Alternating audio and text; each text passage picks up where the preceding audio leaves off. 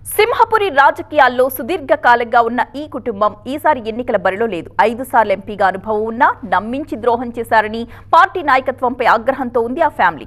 నమ్ముకున్నందుకు నట్టేట ముంచేస్తారా అంటూ కన్నెర్ర చేస్తున్నారు పొలిటికల్ కపుల్స్.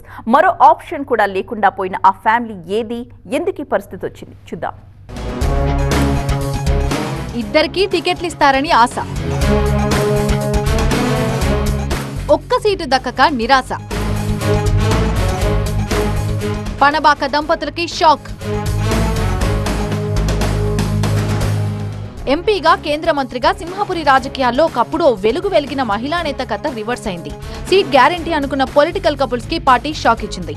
కండువా కప్పుకున్న వైసీపీ ఎమ్మెల్యేకి ఎంపీ టికెట్ ప్రకటించడంతో ఆ దంపతులకి దారులు మూసుకుపోయినట్టయింది. నెల్లూరు జిల్లాలో సుదీర్ఘకాలంగా రాజకీయాల్లో కొనసాగుతున్న వారిలో పనబాక దంపతులు కూడా ఉన్నారు. 1991లో ప్రత్యక్ష రాజకీయాల్లోకి వచ్చారు పనబాక లక్ష్మి. నెల్లూరు పార్లమెంట్ నుంచి కాంగ్రెస్ తరపున 4 సార్లు ఎంపీగా విజయం సాధించారు. 2009 ఎన్నికల్లో గూడూరు అసెంబ్లీ నియోజకవర్గం నుంచి పనబాక లక్ష్మి భర్త, రైల్వే శాఖ మాజీ అధికారి పనబాక కృష్ణయ్య పోటీ చేశారు. కాంగ్రెస్ తో సుదీర్ఘ అనుబంధం ఉన్న పనబాక దంపతులు 2014 పరిణామాల తర్వాత కూడా అదే పార్టీలో కొనసాగారు. రాష్ట్ర విభజన తర్వాత కాంగ్రెస్ బలహీనపడటంతో వ్యూహం మార్చిన పనబాక దంపతులు ఆ తర్వాత కండువా మార్చేశారు. 2021 తిరుపతి ఉప ఎన్నికల్లో టీడీపీలో చేరి తిరుపతి ఎంపీ అభ్యర్థిగా పోటీ చేశారు పనబాక లక్ష్మి. ఆ ఎన్నికల్లో వైసీపీ భారీ మెజారిటీతో విజయం సాధించింది.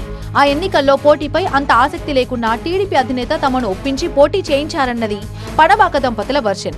వచ్చే ఎన్నికల్లో ఖచ్చితంగా అవకాశం దక్కుతుందన్న ఆశతో ఉన్న పనబాక దంపతులకి టీడీపీ నుంచి ఈసారి ఛాన్స్ లేదని తేలిపోయింది. ఇద్దరికీ టికెట్లు ఇస్తామని చెప్పి టీడీపీ పెద్దలు మాట తప్పారంటున్నారు పనబాక దంపతులు. సూళ్లూరుపేట అసెంబ్లీ నుంచి అవకాశం ఇస్తారని చివరిదాకా నమ్మకం పెట్టుకున్నామని, అది లేకుంటే కనీసం పార్లమెంట్ సీట్ అయినా ఇస్తారనుకుంటే చివరికి ఇలా చేశారన్న ఆవేదనతో పనబాక దంపతులున్నారు. గత 3 దశాబ్దాలుగా ప్రతి ఎన్నికల్లో పోటీ చేస్తున్న తమకు ఈసారి సీటే లేకుండా పోవడంతో పనబాక కుటుంబ రాజకీయ భవిష్యత్తు ప్రశ్నార్థకంలో పడింది. నమ్మించి మోసం చేసిన టీడీపీనే ఈ పరిస్థితికి కారణమని తమ సన్నిహితుల దగ్గర బాధపడుతున్నారట పనబాక దంపతులు. గతంలో వైసీపీలో అవకాశం వచ్చినా వెళ్లలేదట పనబాక దంపతులు. అప్పుడే ఓ నిర్ణయం తీసుకొని ఉంటే తమ రాజకీయ భవిష్యత్తు వేరేలా ఉండేదని ఇప్పుడు బాధపడుతున్నారట.